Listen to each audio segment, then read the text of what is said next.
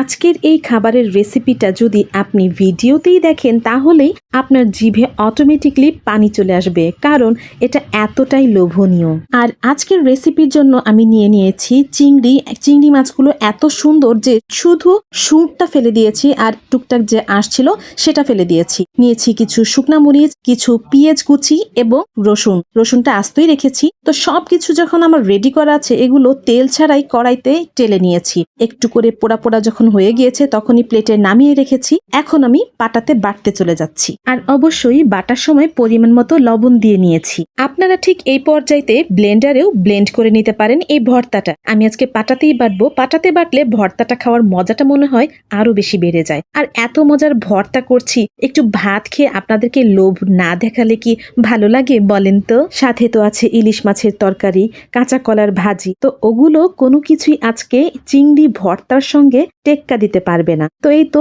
আজকে তো চিংড়ি ভর্তা করেই নিলাম। আর এই চিংড়ি ভর্তাটা গরম ভাতের সঙ্গে ঝাল ঝাল করে খেতে যে কি যে মজা লাগছে, আপনাদের কার কার জিভে পানি চলে এসেছে সেটা কিন্তু আমাকে জানাতে পারেন।